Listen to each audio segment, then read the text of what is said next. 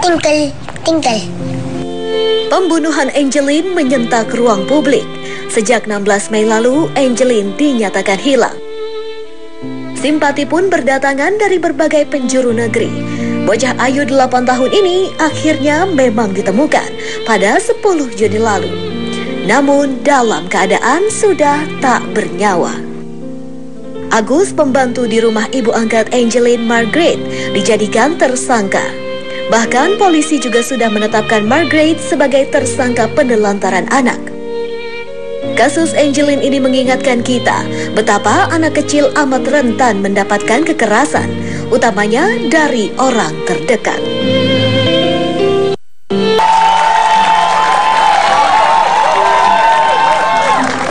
Oke, saya rasa nggak ada yang perlu ditepuk tangan kan? Dan tidak ada yang perlu diketawakan. Karena hari ini kita akan membahas tentang Angeline, di mana kita tahu bahwa Angeline pada hari ini sudah dimakamkan di Banyuwangi tadi malam. Tadi malam sudah dimakamkan di Banyuwangi. Dan Angeline adalah sebuah kasus yang menurut saya sangat amat luar biasa. Belakangan ini saya melihat banyak sekali kasus-kasus yang tentang kekerasan terhadap anak gitu. Tapi kasus Angeline ini menyeruak begitu luar biasanya hingga sampai banyak sekali orang-orang yang berempati dengan kasus Angeline. Kemarin saya membuat video di YouTube saya sebenarnya, karena saya melihat, nah ini mungkin saya sedikit beda pandangan, karena kemarin saya melihat ada beberapa teman-teman artis yang turut berduka cita, bikin lagu, nyanyi, dan sebagainya, turut berduka cita untuk Angeline yang menurut saya tidak ada gunanya sama sekali. Jadi? Karena Angeline sudah tidak ada. Anda membuat lagu buat Angeline, gunanya apa? Angeline-nya sudah tidak ada. Yang mau saya tanya adalah apa yang harus kita lakukan terhadap orang yang bisa melakukan pembunuhan lebih kejam dibandingkan seekor hewan. Itu yang harus kita tanya. Yang harus kita tanya adalah bagaimana nanti pemerintah kita atau kepolisian kita mencanangkan hukuman untuk orang yang melakukan pembunuhan yang sangat amat kejam. Kalau kita berani, pemerintah kita berani loh mencanangkan hukuman mati terhadap pengedar narkoba. Ya, betul. Ya kan, walaupun protes dari sana sini, tapi pengedar narkoba akhirnya dihukum mati. Bagaimana kalau seorang anak bocah berusia 8 tahun wanita dibunuh, lalu dikubur dalam keadaan seperti itu memeluk sebuah boneka? Apa yang terjadi kalau mereka hanya dihukum penjara dan keluar setelah itu? Apa yang terjadi? Nah, tapi itu pasti balik lagi ke masyarakat. Dan kita juga membuat survei.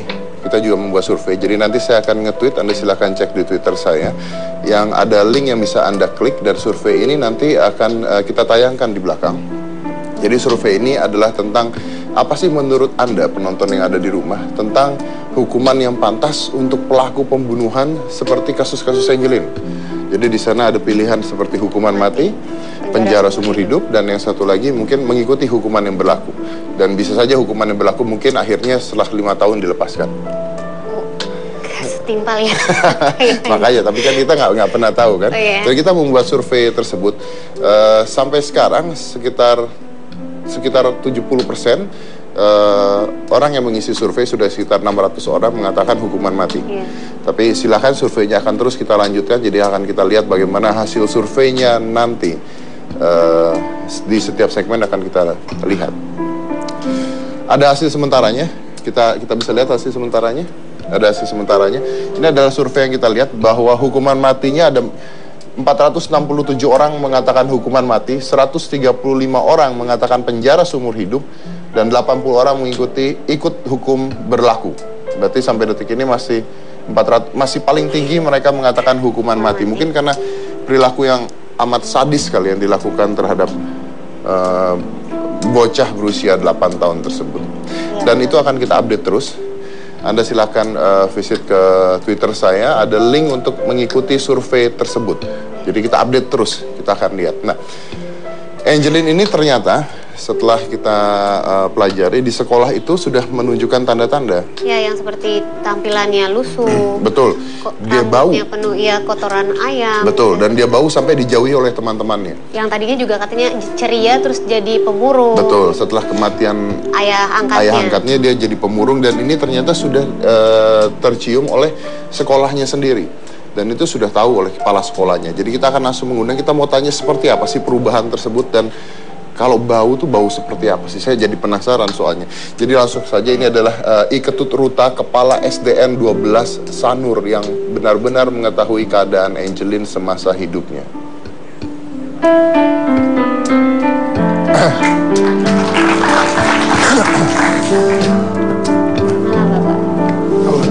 Apa kabar, Pak? Silakan. Baik. Mungkin kita langsung aja. Sedekat apa sih Pak Ketut dengan Angeline sendiri sebenarnya? Saya sedekat apapun, memang saya sebagai kepala sekolah ya, dengan anak-anak itu memang dekat ya. Tetapi tentang si Angeline, sesuai dengan informasi dari wali kelasnya, bahwa si Angeline itu anaknya pendiam, sering murung di dalam kelas, bahkan sering tidur ya. Nah ini yang pernah kami pergoki, dia terlambat datang sekolah. Yang kami tanyakan, kamu tinggal di mana? Dia jawab, di Jalan Sedap Malam. Itu pun setelah kami bertanya itu lebih dari 4 kali baru dijawab. Dijawabnya begitu pun tidak dengan tegas, katakanlah begitu, dengan lemah. Menutupi sesuatu. Iya, gitu. dia menutupi segalanya gitu. Setelah dia mengatakan di Jalan Sedap Malam, saya tanya lagi, kamu tidak diantar oleh orang tua? Berkali-kali lah juga pertanyaan itulah, dijawab tidak. Ya. Nah, tidak itu berarti jalan kaki ya? Ntar dulu bang. Ya. Setelah itu tanya lagi, kamu naik sepeda? Tidak. Lalu jalan kaki. Waduh. Berapa memangnya jauh jaraknya? Jauh jarak antara rumah tempatnya Angeline ke SD Negeri 12 Sanur kurang lebih 2 km bang. Jadi berapa lama itu kalau anak kecil jalan? Kalau anak kecil itu menempuh jarak itu ya boleh dikatakan 1 jam lah. 1 jaman? Iya lah boleh. Oke. Anak perempuan umur 8 jalan sendiri dari rumah ke sekolah. Iya benar. Wow. Tapi apakah pihak sekolah tahu kalau Angeline itu anak angkat pada saat itu? Dari pihak sekolah sebenarnya tidak. Kebetulan juga kami yang menerima pendaftarannya itu, ya. Dia si Ibu Margaret ini datang ke sekolah menghadap kepada saya selaku pimpinan dengan ingin mendaftarkan anaknya sekolah. Setelah saya isi belangko formulir pendaftaran itu, karena dia tidak membawa akte kelahiran, ya, namanya siapa? Nah, dikasih tahu namanya Angeline Margaret Megawe. Jenis kelamin ya perempuan kan. Nah, tanggal lahir itu saya lupa tanggal berapa itu. Sudah itu alamat dan seterusnya. Nah, jadi tidak ada informasi. Setelah itu ya ada berikutnya itu ada ayah kandung, ibu kandung. Saya tanya ayah kandungnya siapa? Tidak ada. Nah, saya berpikiran di sana waktu itu ya, oh tidak punya ayah kandung berarti anak ini boleh dikatakan anak haram lah. Itu dalam pikiran saya loh. Iya, dalam tidak tahu pikiran saya. Iya, apa, tidak tahu. Saya tidak mau meneruskan itu. Lalu nama ibu siapa? Saya kira itu anak kandung kan. Saya isi dia bilang namanya Bu Margaret C.H. Megawe. Ya, saya tulis itu. Demikian. Terus selanjutnya agamanya, ya, agama di sana Kristen Protestan. Nah, demikian waktu pendaftarannya. Jadi tidak ada informasi ya intinya ya. Tidak ada, kami tidak mengetahui bahwa si Angeline ini apakah anak kandung atau anak angkat. Kami tidak tahu. Nah, soal yang tadi itu Pak, yang akhirnya kan balik lagi ke soal Angeline ke sekolah dari jalan kaki kan ya. Bapak sempat menawarkan Angeline untuk diantar jemput?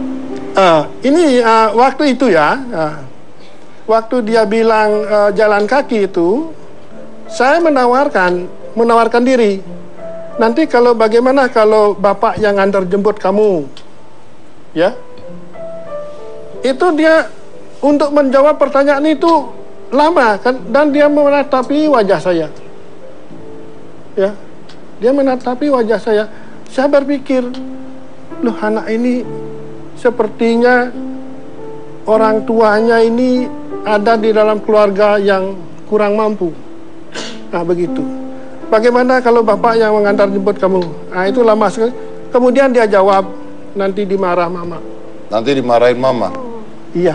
Demikian keluar dari mulut si Angeline. Walaupun pihak Angeline dari pihak sekolah pernah tidak bertemu dengan Margaret sendiri?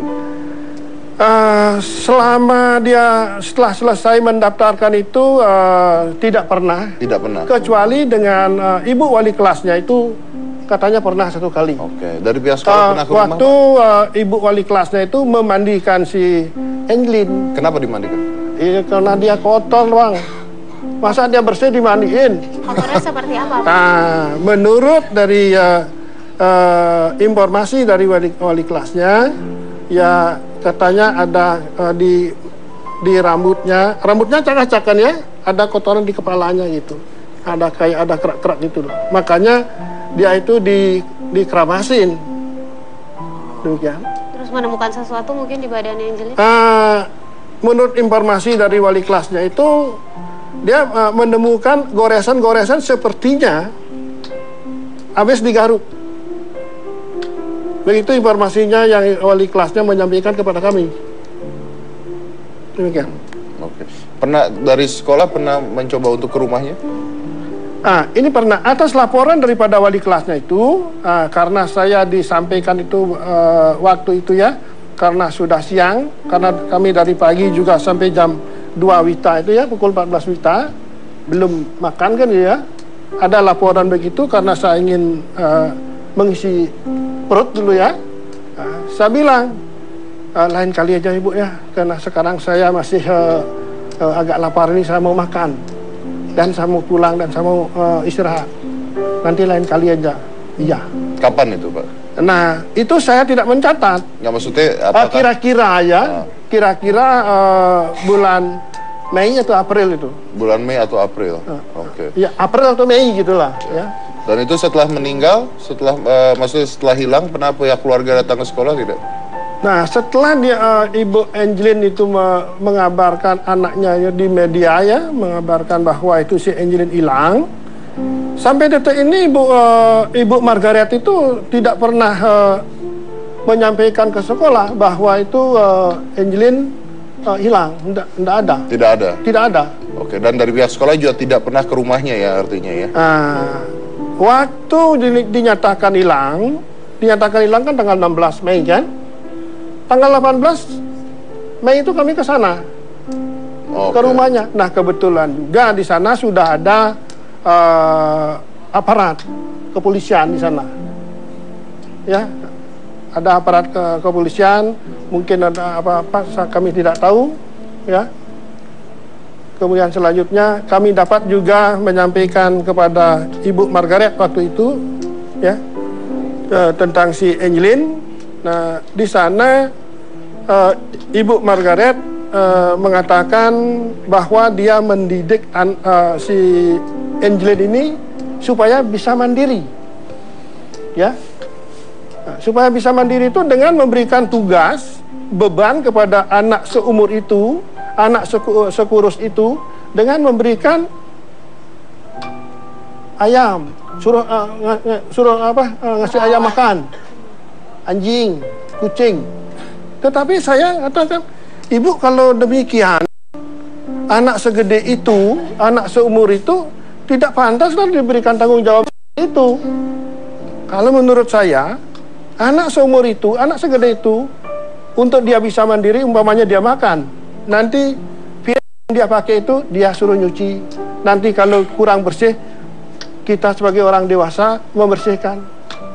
Bukan suruh kasih makan. Bukan suruh kasih makan ayam, ngurus ayam dan lain sebagainya. Saya dengar tadi Pak Ketut menyesal sekali ketika tahu Angeline meninggal karena pada saat menemukan luka-luka harusnya Anda ke sana tadi. Iya, memang sesuai dengan apa ada yang mengatakan sekolah itu dari pihak sekolah kurang tanggap.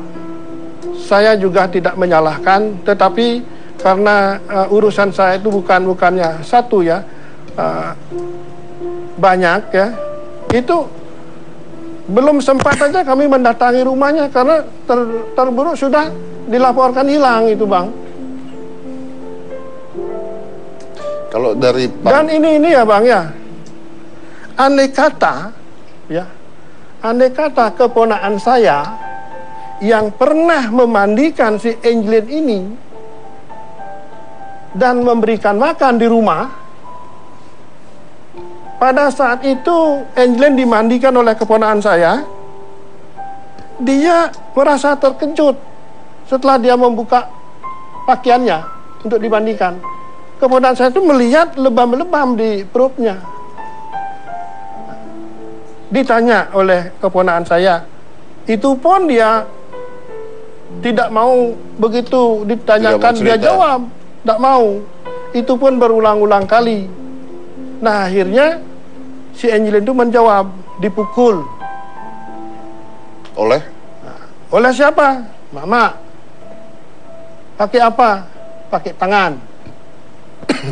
Begitu. Andai kata keponakan saya itu menyampaikan pada waktu itu, tidak terjadi masalah ini. Itu Anda baru tahu berarti ya? Setelah Angelin meninggal. Saya tahu itu setelah Angelin dinyatakan hilang. Oke, berarti Anda itu baru dia menyampaikan pada saya. Oke, tapi bukannya guru sudah ngasih tahu ada goresan-goresan dan sebagainya? Nah, beda. Guru wali kelasnya melaporkan memang ada goresan, tetapi bukan seperti ada kekerasan, itu mungkin itu gatal, digaruk. Oke. Baik. Setelah ini kita akan mencoba untuk menelpon mantan pengasuh dari Angelin yang katanya pernah melihat perilaku kasar dari ibu angkatnya sendiri. Jadi dia melihat secara kasat mata benar-benar perilaku kasar dilakukan oleh ibu angkatnya setelah ini. Jadi jangan mana-mana, tetap di Hitam Putih.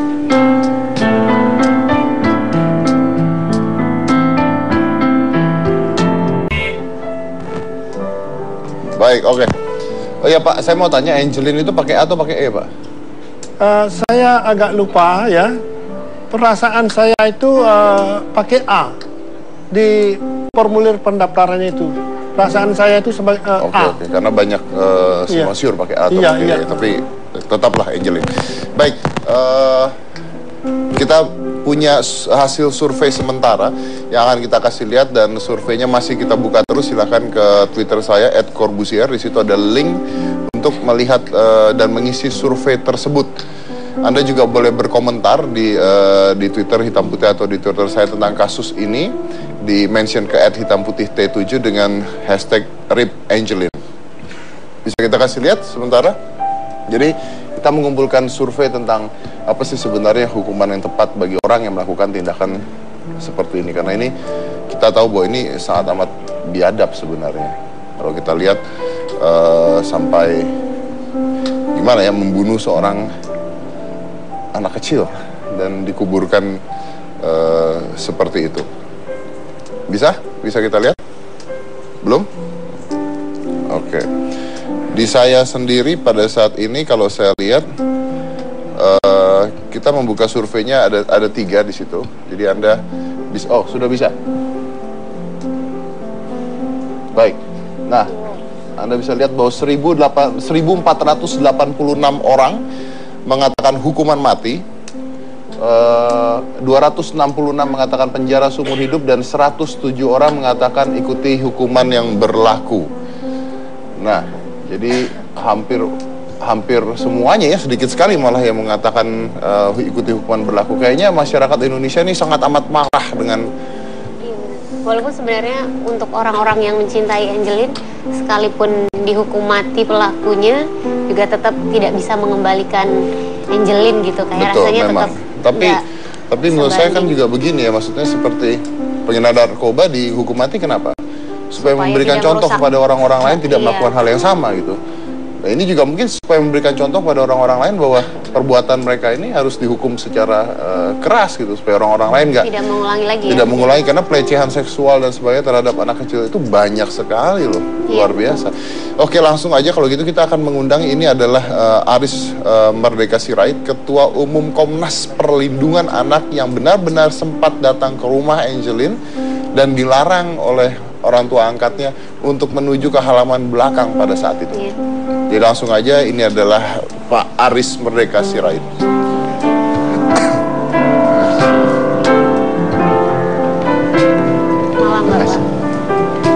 Pak. Iya. Apa lagi? Apa kabar Pak Aris? Silakan, mungkin boleh duduk samping saya, boleh ditukar Pak duduknya. Iya. Makasih, Nedi. Sama-sama Pak. Baik, ini mungkin Bapak cerita dulu. Saya dapat informasi bahwa Anda sempat ke rumahnya, tapi mau ke belakang halamannya dihalang-halangi gitu. Betul tidak Pak itu? Iya, jadi persisnya itu tanggal 24 Mei ya. Kebetulan malam hari setelah Lembaga Perlindungan Anak Provinsi Bali sebagai perwakilan kita melakukan investigasi awal lah begitu, bahwa ada hal-hal yang perlu ditindaklanjuti. Maka saya datang tanggal 24 Mei itu, dan saya juga sempat menggunakan pesan SMS ya supaya Ibu M ini bisa menerima kita. Nah, akhirnya saya datang ke sana. Pada saat datang ke sana itu memang agak sulit masuk pertama ya, karena saya juga didampingi oleh polisi gitu kan, Polsek Denpasar Timur. Pada saat kita ingin ketemu, lalu kemudian agak sulit karena tidak ada nyaut dari dalam gitu kan. Akhirnya pihak kepolisian meminta supaya gerbang dibuka. Akhirnya kami masuk. Ketika masuk, saya berkenalan dengan ibu itu. Tapi pada saat kenalan dengan ibu itu, saya hanya bertanya, di mana kita bisa ada tempat duduk untuk bercerita, karena saya datang dari Jakarta itu untuk membantu ibu yang menurut informasi ibu kehilangan seorang anak, kan gitu ya, hal komunikasi yang pertama. Tapi dia bilang pada saat itu sangat kaget sebenarnya, saya nggak punya tempat, saya tidak punya tempat, lalu masa nggak punya kursi aja, kita duduk bersama aja di sini, kan gitu ya. Tapi dia sambil jalan, diarahkan lagi saya keluar gerbang itu. Akhirnya terjadi dialog di gerbang itu kan, artinya sengaja dikeluarkan. Intinya lagi adalah Anda mau diusir secara perlahan-lahan gitu. Padahal sudah masuk kan, beliau menyambut dari situ dengan pakaian kondisi pakai tank top gitu, celana yang cukup bagus lah begitu ya. Dan menurut saya kok ini gitu, sebenarnya pakai selempang kayak apa gitu. Nah, tetapi yang kesan saya adalah setelah saya minta itu, saya diarahkan tetap keluar. Akhirnya di luar gerbang ya, banyak teman-teman media di situ akhirnya kan. Akhirnya saya tanya, Bu, saya datang untuk membantu ibu untuk mencari Angelin, gitu. Perasaan ibu, itu pertanyaan pertama, perasaan ibu apakah Angelin itu masih ada di Denpasar? Dia bilang masih. Nah, kalau masih, pernah nggak ada komunikasi? Enggak pernah, tapi ada telepon-teleponan, katanya ada di rumah sakit lah. Lalu kemudian saya datang ke rumah sakit, dia mengatakan demikian. Tapi kalau begitu, bisa nggak kita jemput di mana? Anak itu kalau ibu masih tahu di Denpasar. Dia jawab itu singkat, sulit. Gitu. Kenapa sulit, Bu? Saya datang ke sini untuk membantu ibu. Kalau kesulitan, mari sama-sama. Sama-sama kita jemput, saya bilang. Sulit, Pak, gitu kan. 2 kali kata sulit itu. Saya kaget lagi. Kenapa sulit, Bu? Kebetulan ini ada polisi, saya bilang. Kita sama-sama. Sulit, gitu kan. Nah, gimana ini pikiran? Jadi Anda sudah merasakan ada keanehan pada saat itu? Ya, artinya tertutup gitu. Akhirnya saya bilang, kalau begitu gini, Bu. Saya bisa nggak diizinkan lagi masuk. Nah, dengan susah payah, sebenarnya saya sudah tidak diizinkan lagi, tapi polisi bilang, ya polisi kita membantu, udah biarin aja Bu, masuklah kami. Setelah masuk sebenarnya aroma pekarangan itu sangat-sangat luar biasa baunya gitu kan, baunya artinya karena kotoran ayam, kotoran anjing, kucing gitu kan, aromanya pokoknya tidak dibersihkan. Itu semua orang menyaksikan itu dan mencium bau itu tidak baik. Pada saat saya dibawa ke situ, padahal saya sebenarnya minta supaya dipertemukan atau diperbolehkan untuk melihat tempat tidurnya Angelin. Sebelum sampai ke kamar itu, saya minta kepada ibu ini, karena ada hasil investigasi bernama A itu, yang sekarang ini menjadi Agus itu yang tersangka. Saya tanya pada ibu, Bu, saya bisa ketemu nggak Agus? Oh, Agus tidak ada di sini, sudah nggak ada di sini gitu kan? Duh, saya mau ingin ketemu Agus saja, Bu. Oh, nggak ada gitu. Tapi pada saat itu saya lihat ada ruangan satu kamar itu buka pintunya. Langsung saya spontan, Gus, Assalamualaikum. Saya bilang gitu kan. Keluar dengan pakai kepala, ikat pinggang gesper seperti Naruto itu, ya. Dengan menggunakan lapang dada atau buka baju gitu kan. Pertanyaan saya kepada Agus, Gus, kau tahu si Angelin di mana? Oh, hari Jumat itu, sekira tanggal 15, itu kira-kira jam sore lah, jam 3, jam 4. Saya lihat dia keluar dari kamar Ibu M, dia bilang gitu kan, dengan nangis. Saya tanya, Pak, kenapa nangis? Kenapa Dek nangis gitu? Nggak jawab, Pak. Sampai 2 kali saya tanya, 2 kali nggak jawab. Tetapi saya lihat hidungnya sama bibirnya mengeluarkan darah. Setelah itu kemana anak ini? balik lagi ke kamar ibu itu. Nah, ini keterangannya Agus loh. Jadi bukan bukan keterangan saya menduga gitu. Media juga sempat wawancara. Artinya pada saat Anda datang, Anda tanya Agus ada di mana, Ibu Margaret mengatakan bahwa Agus tidak ada di Tidak rumah. ada, padahal ada di situ. Padahal ada di sana. Nah, baru saja sudah bohong itu ya. Dari depan juga sudah diarahkan di situ kan. Lalu kemudian saya bilang, oke, karena target saya adalah kamarnya Angeline itu. Ketika saya datang ke kamarnya Angeline, sangat-sangat dikagetkan dengan aroma yang berbeda dengan aroma kandang ayam itu. Ada perasaan saya waktu itu, saya merinding gitu. Ini aroma lain gitu, lain sekali gitu. Dengan aroma, memang di situ misalnya ada telur ayam beberapa puluh gitu. Mungkin ini hanya ditaruh oleh Angeline aja di atas tumpukan baju yang sudah dipakai. Artinya apa? Saya gambarkan bahwa kamar itu tidak layak dihuni siapapun, kan gitu ya. Selain baunya, tatanya juga itu kalau tumpukan ada anjing kesayangan yang sekarang ini putih di situ juga. Lalu kemudian ada tumpukan-tumpukan pakaiannya dia juga yang sudah dipakai. Berarti kamarnya Angeline tidak layak untuk ditiduri oleh orang, maksudnya? Oleh orang siapapun menurut saya, karena selain aromanya, terus kemudian tata letaknya, gitu kan, sempit itu sempit. Pertanyaan saya, Bu, Ibu tinggal sama siapa di sini? Sama Angeline. Di mana tidurnya? Di tempat tidur ini. Padahal tempat tidur sudah tidak spray. Menurut saya kondisinya nggak bagus. Nggak mungkin dong tampilan secara fisik ibu ini seperti tidur di situ gitu kan. Duh. Tapi saya merinding waktu saat itu aroma itu. Saya simpan di dalam hati, ada sesuatu di sini. Cuma saya kan nggak bisa lihat-lihat begini kan gitu ya. Aroma tapi seperti apa sih, Pak? Anyir misalnya kan. Ya, kalau apa? Anyir gitu. Anyir, ya. oke, anyir Gitu ya. Pokoknya saya nggak pernah, berapa kali saya melakukan investigasi seperti itu perasaan saya langsung menyebut ada sesuatu di situ. Pada saat itu saya sudah grogi sebenarnya, mau kemana lagi. Tapi saya paksakan, saya masuk lagi ke lorongnya itu, ke kamarnya itu, melihat toilet karena ada di situ kloset di situ kan. Saya lihat, tapi tidak ada air di situ kan. Saya balik lagi, saya pegang, saya ambil bajunya Angeline itu, baju sekolahnya yang ada saat itu, saya cium, ya, itu disaksikan oleh media juga, bahwa pakaian itu adalah pakaian yang sudah dipakai, gitu, bukan digantung itu kan. Lalu kemudian secara diam-diam, ibu itu langsung menunjukkan foto-foto. Saya tidak minta pengalihan perhatian. Ya, saya tidak minta. Bahkan akta notaris yang menyebutkan pengangkatan anak juga diberikan kepada saya.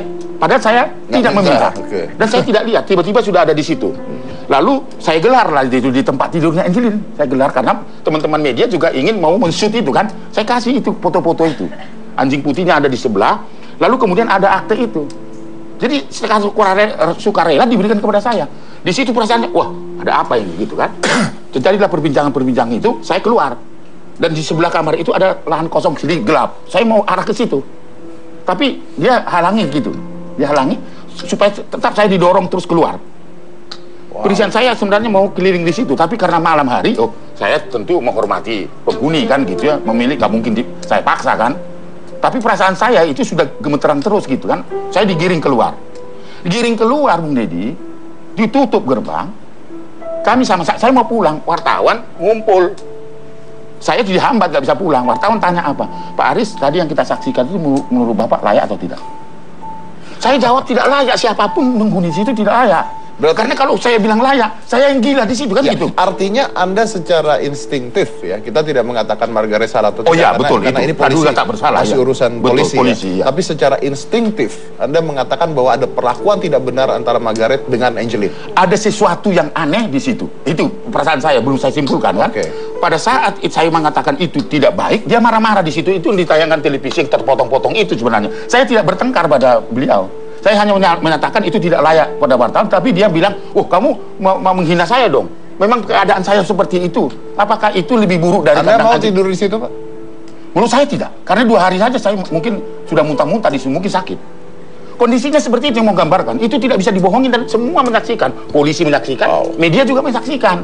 Kalau di shoot itu, ya mungkin karena nggak ada direkam baunya gitu, tapi ada keadaan itu. Nah, disitulah menurut saya yang ditampilkan, saya tidak bertengkar loh. Saya malah mengatakan, Bu, minta maaf kalau Ibu merasa tersinggung. Karena pertanyaan itu memang betul-betul tidak layak. Karena kalau saya jawab, Bung Deddy, jawab itu baik, itu berarti kau gila, kau Aris, kan gitu. Karena memang kondisi seperti itu. Nah, untuk melengkapi ketakutan, kekhawatiran saya datanglah ke sekolah bapak ini. Ketemu sama wali kelas. Semua informasi yang didapat menguatkan saya. Dugaan saya pada saat itu di dalam hati saya, dan saya keluarkan ke teman-teman media, ada dugaan, itu artinya saya menggunakan kata praduga tak bersalah. Ada dugaan persekongkolan niat jahat di rumah itu. Nah, siapa di rumah itu yang sedang hilang? Angelin. Saya tidak menuduh seseorang. Terus berjalan, saya minta kepada bapak sekolah bikin sembahyang, doa dan sebagainya, terus menerus ya. Kemudian lembaga perlindungan anak juga cari kemana-mana. Ternyata apa yang saya duga itu terjadi tanggal 10 Juni itu.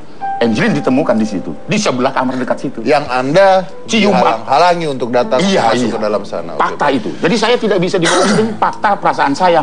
Faktanya ada anak meninggal dan di rumah itu disaksikan oleh banyak wartawan pada saat Anda mau ke sana. Saya kira kalau wartawan mendengar itu, iya. Oke, baik. Kita dari tadi mencoba untuk menelpon asisten rumah tangga Margaret yang dulu, yang katanya sempat melihat perilaku tidak wajar oleh ibu angkatnya terhadap Angelin, tapi kita tidak berhasil sampai sekarang, tapi kita sudah berhasil mewawancarainya. Jadi kita lihat dulu, ini adalah hasil wawancaranya. Silakan. Hal-hal kecil yang tidak dilakukan Angelin pasti disiksa. Tiap hari itu ada penyiksaan fisik. Seperti apa misalnya? Dipukul, ditempeleng, rambutnya ditarik. Dia pernah saya ngasuh dia, walaupun cuma berapa bulan. Tetapi akhirnya tidak menyangka kalau bisa sampai begini.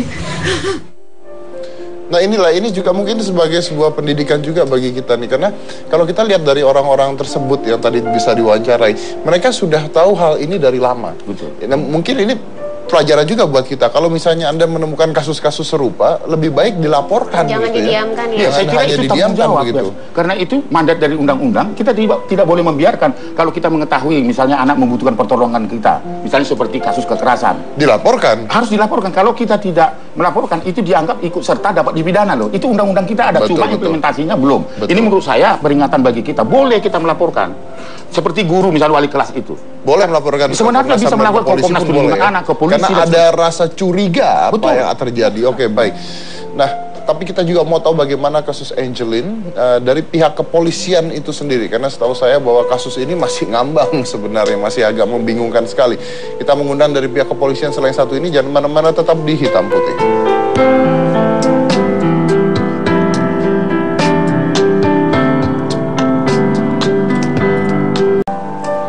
Baik, surveinya masih kita jalankan tentang kasus pembunuhan Angelin. Jadi kita menjalankan survei, Pak, tentang apa sih sebenarnya yang menurut masyarakat patut dilakukan atau patut hukuman apa yang pantas untuk pelaku pembunuh. Dan ini adalah survei sementara, hasil survei sementara kita akan tampilkan sesaat lagi. Jadi, nah, sudah ada. Ya. Sudah 2.445 orang mengatakan hukuman mati.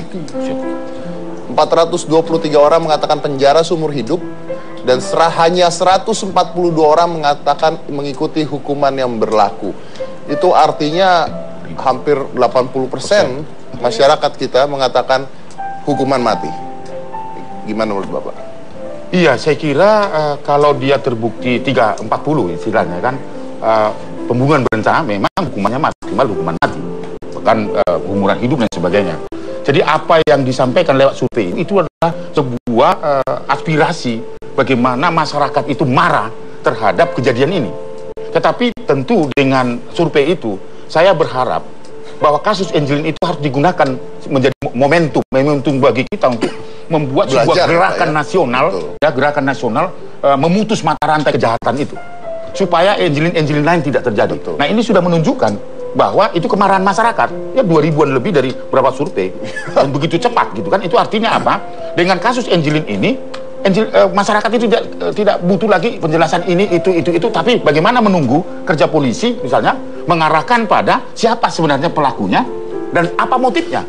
Betul. Itu Bung Deddy. Jadi saya kira ini harus dilihat, karena ini anak 8 tahun, cantik lagi, Kalau tidak ada motif di situ, nggak mungkin dibunuh itu. Anak 8 tahun itu biasa. Kalau misalnya ngambek, nggak makan. Itu anak kecil, Pak. Nggak bisa bicara. Memang itu memang itu kan dunia anak gitu. Kalau dia bandel, memang itu dunia anak. Nah, tentu kalaupun ada proses pendidikan, apakah dicubit dan sebagainya, oke, di situ. Walaupun itu kekerasan gitu kan. Tapi apa motifnya harus dihilangkan nyawa itu? Kan itu yang harus dikembangkan penyidikannya. Itu nanti kita tanya polisi tentunya, karena polisi lah yang punya kewenangan untuk itu. Itulah yang kita harapkan dari survei itu bentuk kemarahan masyarakat. Oleh karena itu, kemarahan masyarakat yang survei ini, hendaknya itu, jangan kasusnya Angelin itu seperti tontonan. Karena nanti minggu depan nggak ada lagi. Lucu sekali begini nih Pak, lucu sekali begini. Ketika kasus eksekusi narkoba, itu saya sempat mengadakan survei kecil-kecilan, tidak seperti ini loh. Ya. Karena ini anak tidak seperti ini. Maksudnya masyarakat tidak begitu antusiasnya untuk mengatakan hukuman mati. Bahkan banyak yang mengatakan bahwa jangan dihukum mati, jangan dihukum mati. Tapi ini kasus ini malah hampir semua mengatakan hukuman mati. Artinya kan kasus ini lebih berat, lebih menyakitkan hati masyarakat sebenarnya. Ya karena ini anak yang seharusnya dilindungi oleh kita semua. Itu yang saya katakan, apa motifnya? Anak seperti itu kalau tanda petik nakal. Katakan disuruh piara ayam, ayamnya lepas, kenapa harus dipukulin seperti saksi tadi? Itu dunia anak gitu. Ya? Kecuali kalau saya diberikan pekerjaan ya, lalu kemudian saya nggak kerjakan, itu saya bisa dimarahin gitu kan. Atau analoginya begini, kalau anak keluar masuk sini, naik ke kursi, naik apa, itu dunia anak nggak usah dimarahin. Tapi kalau saya yang naik ke meja lah, naik ke tempat tidur, nah itu salah gitu loh. Oke, baik. Itu analoginya seperti baik, itu. kita akan mengundang langsung, ini adalah Brigjen Polisi Dr. Agus Rianto. Silakan.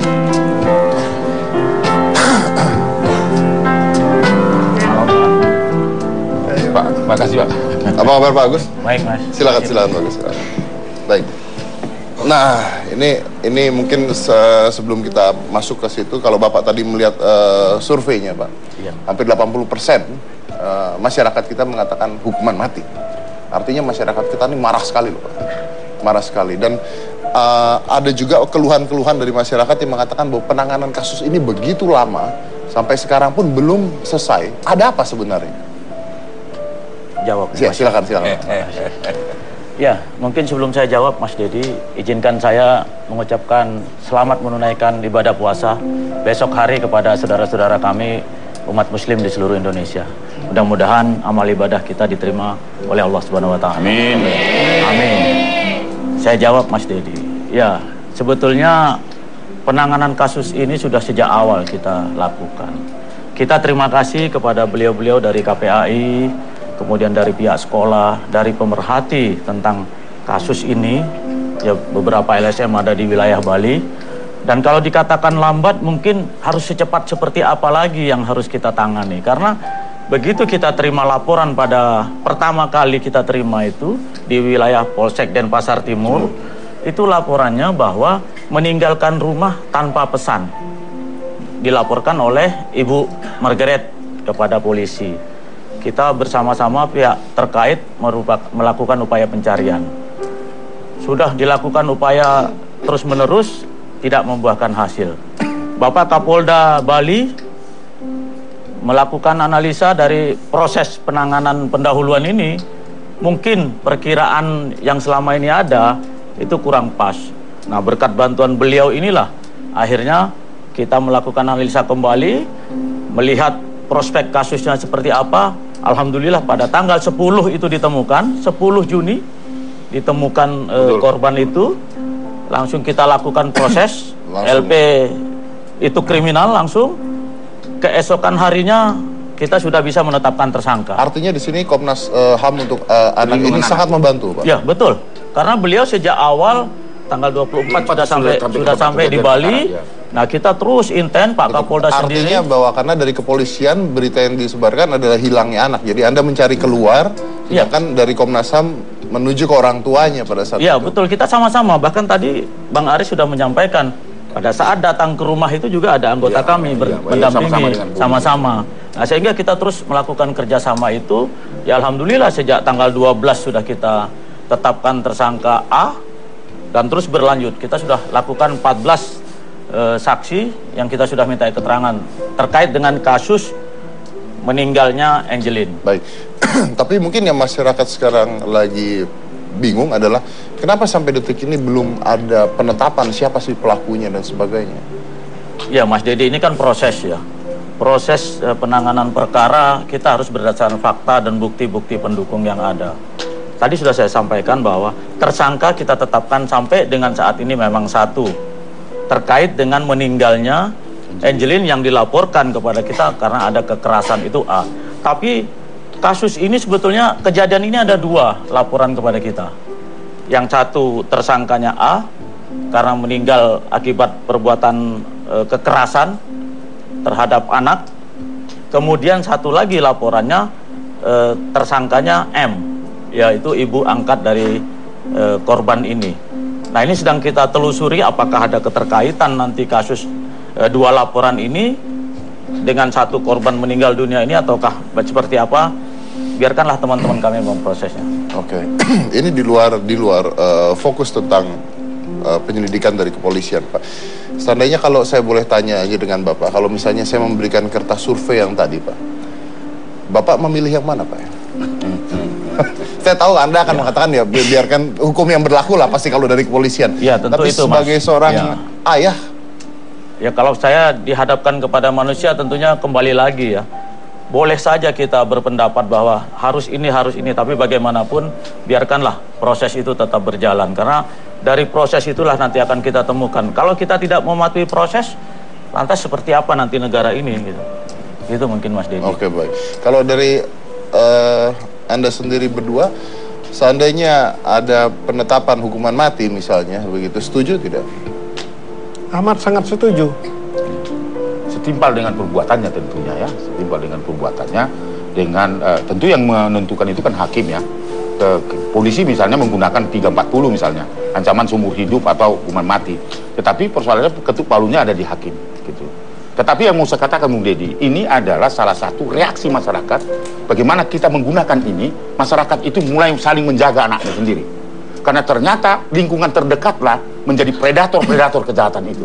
Ini peringatan dini bagi kita. Bukan pada kasusnya Angelin, tetapi ini menjadi common issue, menjadi isu bersama kita untuk kita implementasikan. Mari kita jaga anak-anak kita masing-masing. Karena kalau kita berharap misalnya seperti apa yang diharapkan masyarakat sekarang, bahwa aparat hukum harus bertindak, kemudian yang lain harus bertindak, tetapi rumah itu tidak nyaman bagi anak juga. Itu sudah menjadi masalah sendiri. Iya, masalah sendiri. Oleh karena itu Bung Dedi, sekali lagi ini jangan kasusnya Angelin sebagai tontonan. Karena apa? Bangsa ini harus digerakkan, menurut saya, dengan penuh rasa hormat saya kepada Presiden Republik Indonesia dan Presidennya Aris Merdeka Sirait tentunya kan, bahwa ada kertas yang ditinggalkan oleh mantan Presiden SBY di situ. Bentuknya adalah Impres nomor 5 tahun 2014 tentang gerakan nasional menentang kejahatan seksual. Jadi nggak usah bikin aturan-aturan lagi, itulah diimplementasikan untuk melibatkan peran serta masyarakat, di mana masyarakat itu boleh melakukan tindakan mengintervensi. Kalau misalnya satu tetangga dengan tetangga lagi ada anak yang potensial, laporkan itu. Oke, karena baik. Kejadian yang di Angelin juga begitu. Masyarakat itu mendengar jeritan-jeritan setiap hari. Tapi tidak ada yang melaporkan. Tidak berani karena dianggap itu mengintervensi. Oh, tidak sebenarnya. Nah, seharusnya menurut undang-undang itu adalah kewajiban kita untuk melindungi itu. Sama aja seperti kita melihat ada penjualan narkoba ya kita laporkan. Itu kan. seperti itu. Kita sudah terhubung dengan mantan pengacara ibu angkat Angelin. Ya. Jadi mantan pengacara ibu angkatnya, mantan pengacara, oke? Jadi namanya adalah Bernardine. Selamat malam. Selamat malam. Selamat malam. Selamat malam. Selamat malam. Ini saya di sini dapat informasi bahwa Anda adalah mantan pengacara Ibu Margaret. Siap, Bang. Benar. Oke. Kalau mantan pengacara artinya Anda sudah tidak lagi membela Ibu Margaret. Kenapa Anda berubah? Apa yang membuat Anda berubah? Baik, Bang Dedi, terima kasih waktunya. Dan mohon maaf juga, saya nggak bisa hadir di acara Abang secara live. Jadi per tanggal 12, itu sekitar jam 12, saya ditelepon oleh rekan saya namanya Bu Popi. Beliau itu sudah mendampingi 1 hari sebelumnya kepada Ibu Margaret di Polrestabes Denpasar. Nah, beliau menelpon saya, Bang, ini ada keluarga Bu Margaret membutuhkan kita untuk mendampingi Bu Margaret di Polrestabes. Nah, saya bilang, oh ya oke, nanti setelah saya sholat Jumat dan mendampingi klien di Polsek Kuta akan saya merapat ke sana. Jadi tolong silakan dulu buatkan kuasa dari Bu Margaret kepada kita. Nah, jadi setelah jam 3 itu saya telepon lagi Bu Popi. Ternyata jadi. Kemudian saya meluncur ke kantor, ketemu keluarganya. Jadi kita bicara dulu di sana. Udah kita siapkan kuasa. Kemudian kita meluncur ke Polrestabes. Kemudian kita langsung ketemu Bu Margaret, langsung tanda tangan dan juga ketemu penyidik. Jadi dimulai pemeriksaan itu jam 6, Bang. Oke. Nah, setelah pemeriksaan berlanjut, sudah selesai, terus saya baca lagi, saya tanya lagi Ibu Margaret, apakah jawaban Ibu nomor sekian itu sudah benar? Akhirnya sampai selesai, kita tanda tangani bersama, selesai pemeriksaan tersebut. Terus saya mohon izin kepada Bapak Kasat Reskrim, Pak Nengasa Diarto, Pak mohon izin, ini beliau ini kan masih saksi. Mohon dibantu untuk pulang ke rumah dulu, karena udah 2 hari di Polrestabes, dititip di situ. Jadi kami sudah diizinkan langsung bawa pulang beliau ini. Sampai di parkir, beliau itu didampingi anaknya namanya Christine lewat pintu belakang karena wartawan banyak di depan. Saya bilang lewat belakang aja. Nah, kita bertiga tim itu langsung makan karena udah lapar malam kan. Nah, pada saat kita makan itu, jadi anggota dari Reskrim telepon lagi dari PPA. Itu Ibu Margaret kemana? Jadi kita kasih tahu itu ke daerah Canggu waktu itu sama si Christine. Nah, kemudian ada salah satu anaknya itu telepon, Bu, tolong besok harus laksanakan seperti ini. Terus diceritakan kepada saya, apa itu Mbak? Wah, ini begini-begini. Saya bilang kalau itu yang diminta, besok juga kita harus mundur. Nah, sampaikan besok kita ketemu lagi di kantor jam 11. Akhirnya ketemu itu setengah 12. Oke. Nah, bertiga mereka, ada 2 keluarga dari Jakarta yang katanya mewakili kepentingan keluarga besar Bu Margaret. Maaf, Anda tadi belum mengatakan kalau begini-gini kita harus mundur. Mundurnya karena apa itu begini-begininya, Pak? Itu udah makanya nanti saya kasih tahu, Bang. Kita waktunya nggak banyak, Pak, soalnya, Pak. Oh, baik. Jadi apa yang dikatakan itu sudah prinsip kita sebagai pengacara. Kita nggak, pertama kita tidak bisa diatur. Kedua, apabila kita laksanakan itu sudah bertentangan dengan moral kami tentang dan kepentingan masyarakat juga nanti terganggu malah kalau kita laksanakan itu. Dan 3 lagi syarat yang diminta seperti itu dan berat juga, kita juga harus mundur. Jadi Anda mundur karena Anda merasa diatur oleh ibu angkatnya Angeline? Tidak, kalau Margaret itu nggak pernah ngatur. Justru Ibu Margaret ini kooperatif sama kita dan kita tidak pernah ketemu lagi setelah malam itu. Bahkan yang kita bicarani dengan keluarganya. Nah, kita dari prinsip itu aja kita sudah tidak senang. Anaknya lagi. Artinya? Apalagi apa yang diminta. Jadi anak dari Ibu Margaret? Anak Bu Margaret, keluarganya dari Jakarta. Tapi anak Bu Margaret tidak bicara. Keluarga dari Jakarta yang mewakili ibu ini, itu yang sangat keras. Mau minta ABC kita nggak mau. Artinya ada hal yang aneh di situ ya, Pak ya? Pokoknya itu berkaitan dengan moral, hati nurani sebagai kami manusia, sebagai juga kita lawyer. Apabila kita laksanakan nanti malah kacau nanti. Oke, baik, terima kasih banyak, Pak. Tidak ada berkaitan dengan pemeriksaan itu, Bang Dedi. Pemeriksaan itu kita sudah siap, Bang Dedi. Oke, baik, terima kasih banyak. Selamat malam. Oke, siap. Selamat malam. Baik, saya harus potong dulu. Kita akan lanjut lagi setelah yang satu ini. Jangan mana-mana, tetap di Hitam Putih.